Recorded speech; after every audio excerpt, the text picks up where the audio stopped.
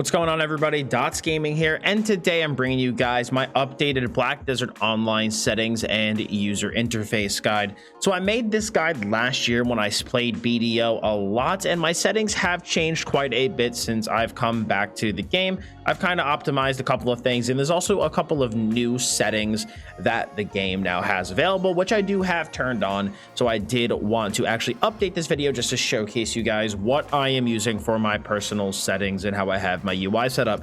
Do keep in mind that the settings are going to obviously vary a little bit based on your own personal preferences and your own specific PC setup. So do keep that in mind. This is specifically for my computer. I do actually stream this game over on Twitch, so I do also have my settings kind of adjusted so that I can still stream in 1080p 60 FPS. So do keep that in mind that I probably could push things a little bit more than I do, but you know, I obviously still need to make sure that I have the resources to allow my computer to stream.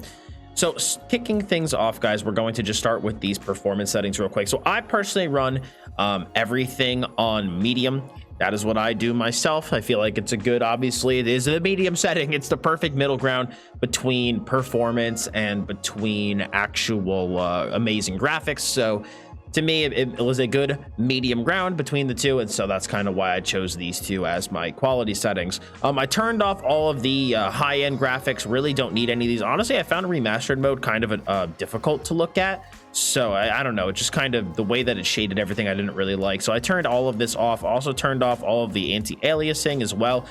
All of these extra features are stuff that put a lot of extra strain on your PC. So, you know, unless you really want to get, you know, the most perfect looking picture, I wouldn't recommend this stuff, especially because in BDO, having high FPS is really important for PvP and just for grinding in general. And the lower your FPS, you're not going to be able to react as quickly to certain things. So I like turning this stuff off because the amount I gain in terms of, you know, visuals versus the amount I lose in terms of FPS, I don't think is really worth it for my PC.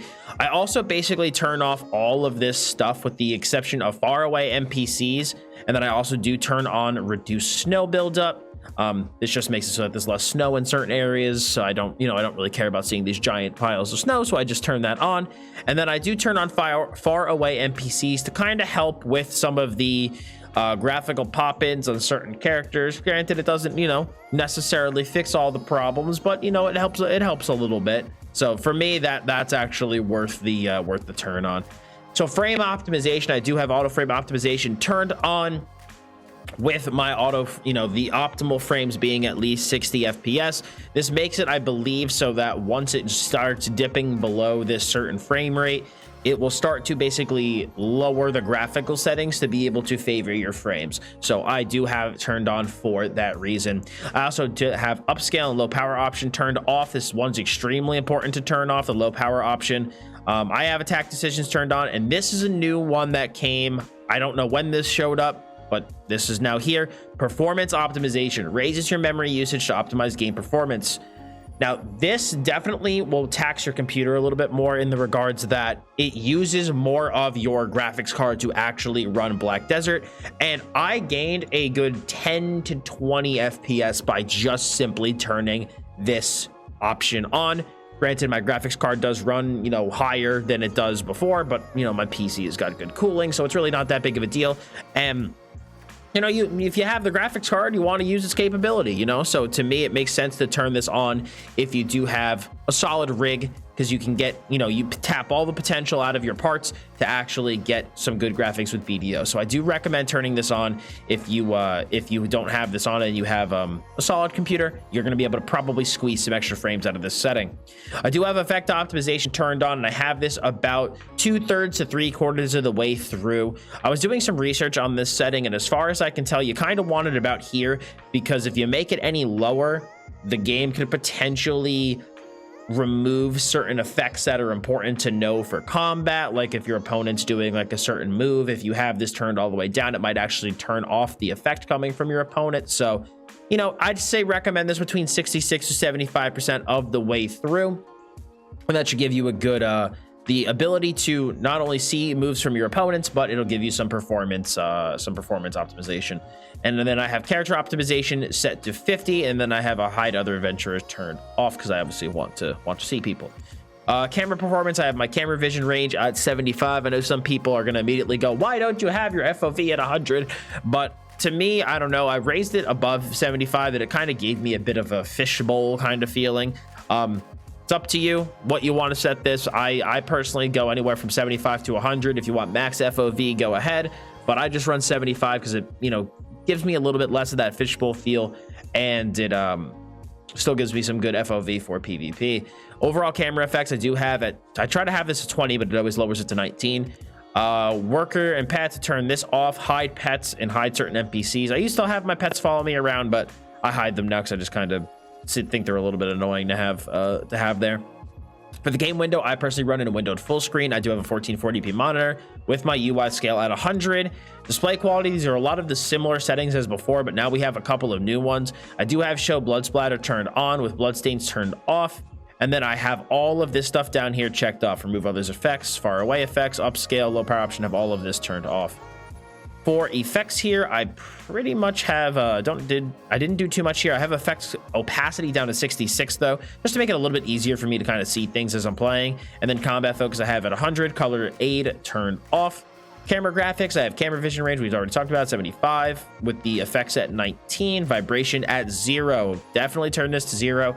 The camera vibration when you first start playing is pretty hefty, so I definitely recommend turning this down. Blur effect is at 10, camera angle action at 50, and camera zoom action at 50. Screenshot, I do current resolution for JPEG, watermark opacity. This because there's always a watermark from BDO, so I turn that to smaller at the bottom right, and I play on NA. Audio settings is totally up to you. What I do personally is I have whisper alert and nearby music turned on with system tray sound turned off. Combat music is off. NPC voice language is English. I do overall volume of 18. Again, I stream, so I kind of, you know, like to be able to, you know, listen to my music, talk to stream, and be able to think and not have the game audio be too loud. I did turn off the in-game music, but I obviously have the sound volume at 100 with everything else turned up.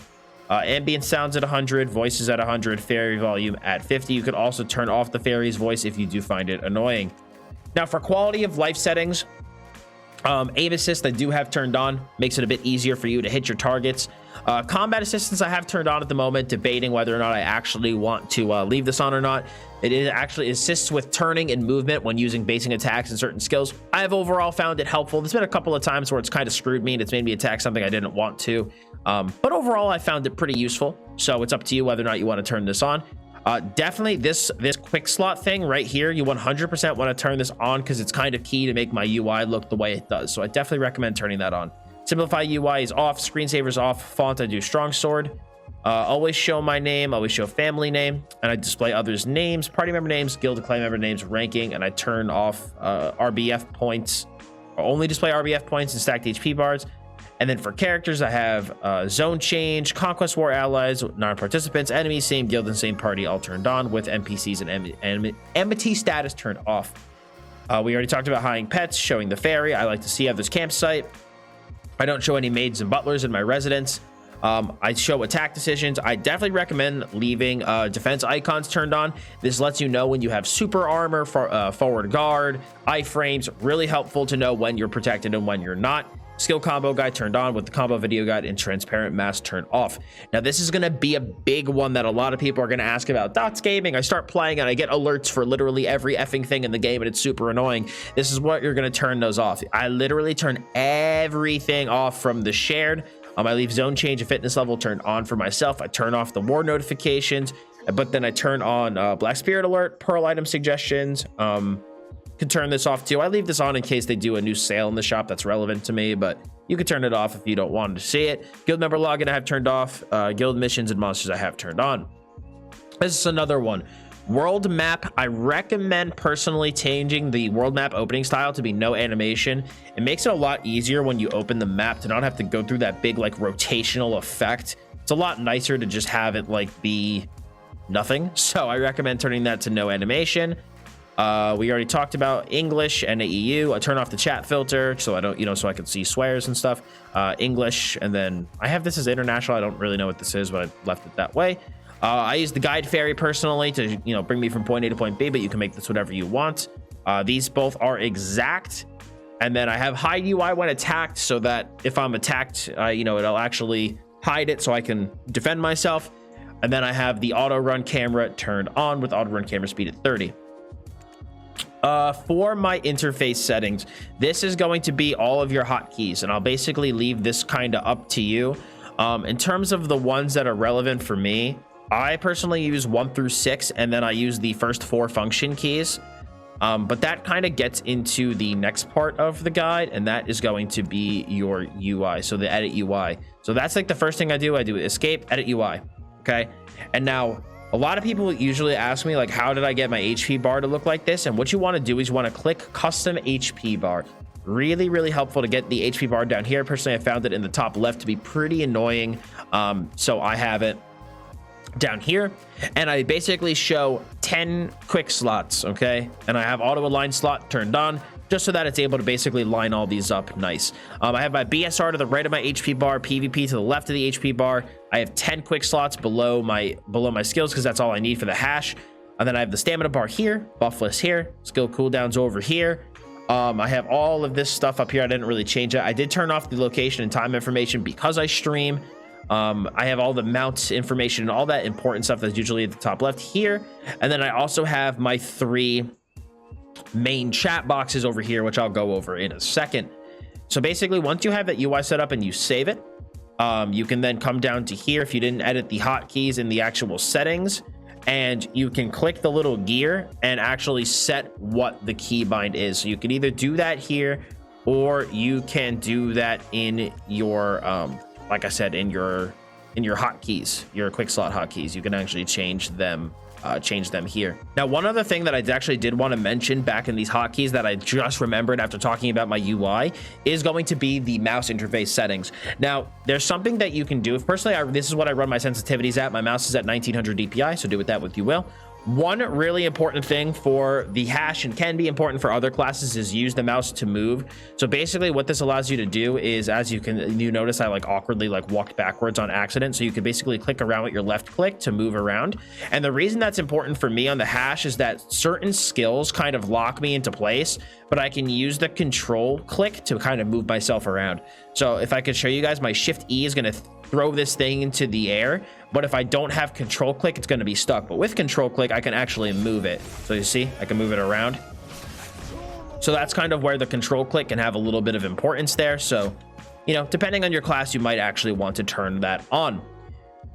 So that's basically how I have the UI set up. Now, how you actually want to go about saving these settings, because sometimes BDO will just randomly lose your settings. Super effing annoying. So what I recommend doing is, once you have your settings set up and you love them and they're beautiful, go to settings archive, and then you want to hit upload.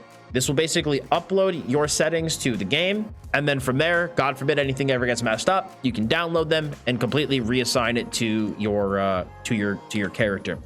On the flip side, you also have the same thing for edit UI. When you're done, I recommend hitting save and then saving it twice, because you're going to want to save it to not only a preset, but reset it to the general settings. Because sometimes when you jump between characters, like your UI will reset to one character settings and then to a different character setting. So personally, if you have 2 different characters that have slightly different UIs, what I would do is whoever is your main, set to a preset and then to the general settings.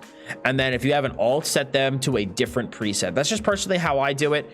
When I didn't do it that way, every single time I would use the change character function and actually log back into my hash, his settings would go to my wizard settings, and it was kind of annoying me. So I just did that as a way to kind of make sure that the settings were always what I wanted them to be. The final thing that I want to discuss is my chat. So I do have 3 separate chat windows. The first window I have here is just general, which is your say, team chat, Arsha, party, and guild. That's kind of this is the chat that I look at generally the most.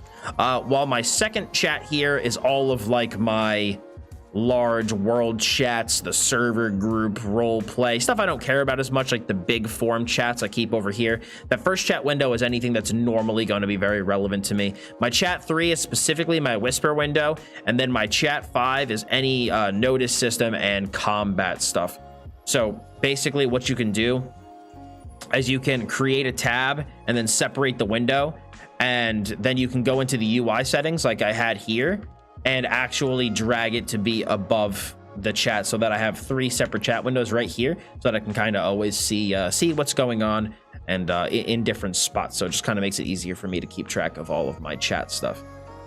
But guys, I think on that note, I'm pretty sure that's it. I don't think there's anything else left to cover. So we're gonna go into this outro here. I appreciate you guys stopping by today. Hopefully you did find this helpful, and if you did, I would appreciate if you smacked a like on it. If you have any questions about my UI, or if you're having troubles with them, feel free to leave a comment below. And guys, of course, be sure to subscribe to keep up to date with Black Desert Online content, as well as other MMORPG content. And just to slide in one thing here at the end that people might be wondering, there are no traditional add-ons for BDO like there are for other MMOs like WoW or ESO. So keep in mind that 99% of what you're gonna need in the game anyway is in the base UI, so there really aren't any add-ons that you would particularly need anyway.